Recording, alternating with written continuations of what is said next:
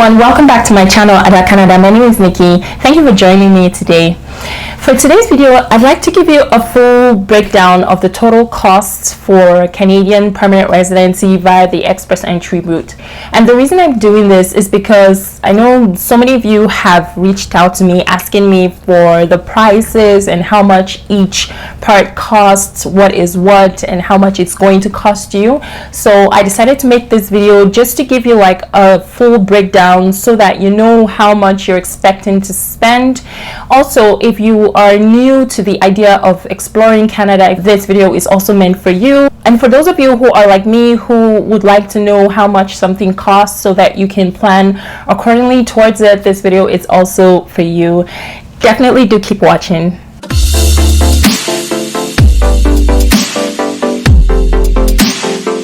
Welcome back. So starting off with the first item on the list, it is the World Educational Services Credential Evaluation. And this is one of the things that you need to do if you're coming from outside of the country. You need to have your degrees and certificates evaluated. Currently, it costs $220 plus a 13% tax. So that's around almost $250. And if you add the delivery fee, it's probably going to climb up to about $270 depending on where you are. All of these prices are in Canadian dollars, okay? So every price that I'm going to be listing here is going to be in Canadian dollars. Right now, West's evaluation takes 35 business days. It used to be 20 business days, but right now it takes 35 business days. I don't know why it's longer. Maybe it's because of COVID-19. Who knows? So the second item on the list is IELTS English Proficiency Test. That also has increased in price. Currently, it is $300 Canadian dollars plus tax, and when you add the delivery fee, it's probably going to be a little over $300. So I do have a video that I put out earlier where I talked about the two important preparatory things that you need to do. You need to have the results ready before you apply to get into the pool, and those are your WES credential evaluation and your IELTS English Proficiency exam. If you haven't seen that video, a card should be popping up there, and I'm also going to put a link to the video in the description box for you. You should definitely watch that video if you are exploring Canadian permanent residency. So the next item on the list is the application fee, and usually you pay this application fee after you've gotten your invitation to apply. So when you're in the express entry pool, there's no price, there's nothing to do in terms of like what to pay. But when you eventually get that invitation to apply, you will see a breakdown of the things that you're supposed to do, starting from the credentials and certificates and every information that you're supposed to upload. You're going to upload those first, and then when you're about to submit, that is when you will pay for the application fee. So it's 1,325 Canadian dollars, and that includes $825 for the processing fee and $500 for the right of permanent residency fees. If you're applying as a family, it's going to cost an extra $225 for every child that you have. Yeah, that's really steep. The price went up for reasons that I don't know about. The next item on the list is biometrics, and biometrics includes fingerprinting, a digital photograph, and moving documents between the visa office and the visa application center during the application process or during the submission process. That one costs 85 Canadian dollars, and if you are a family of two, it is $170. So the next item would be the medical exam, and this includes blood work, urinalysis, a physical exam, and an x-ray. I feel like for the medical exam, the prices differ just depending on the country that you're applying from. In my case, I paid $600 because that is actually what was the price at the time.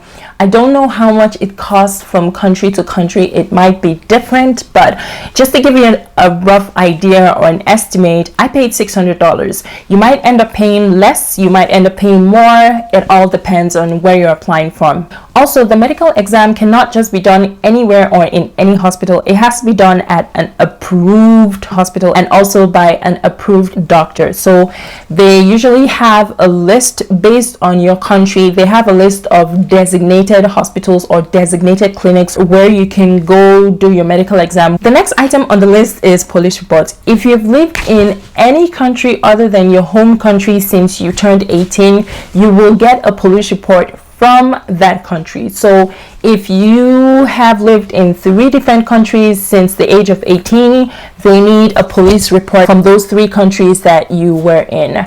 So if you're just in one country and applying from one country wanting to come into Canada, then you need a police report from your home country. So for the Canadian police report, that one costs $25. And for the Nigerian police report, I did it at the State Criminal Investigation Department in Ikoyi, Lagos. So the application cost 8,000 naira, and then getting it delivered to me via DHL, that one cost 12,000 naira. So in all, it was 20,000 naira, and that currently is about $65. Again, currency exchange rates differ from country to country, and also police report prices will also differ from country to country. So when it comes to police report, the prices will vary across different countries. The next item is the bank statement or the proof of funds, and this is like how much that you need to show in your statement of accounts to prove to them that you're able to take care of yourself when you get into Canada. For an individual, it is about $12,960, and if it's a family of 2, that is $16,000. A family of 3 is $19,000. A family of 4 is about $24,000. So the prices differ. Just know that if you're applying as a family, it's going to be on the higher side just based off of how many children that you have. Also, for each additional family member, it is about $3,492. And the last thing on the list is miscellaneous expenses, and this just includes things that you would spend money on as it relates to your application. So for example, when you get your permanent residency approved and you're asked to send in your passport, you have to mail your passport to the visa office or to the Canadian immigration office or the visa application center in your country, and mailing it is going to cost a certain amount of money depending on what the price is or how much it costs in your country. So that will be an example of miscellaneous. For me, it was $20 just to mail my passport, and usually the reason they ask you to send in your passport is because they're going to stamp a one-time entry visa in your passport.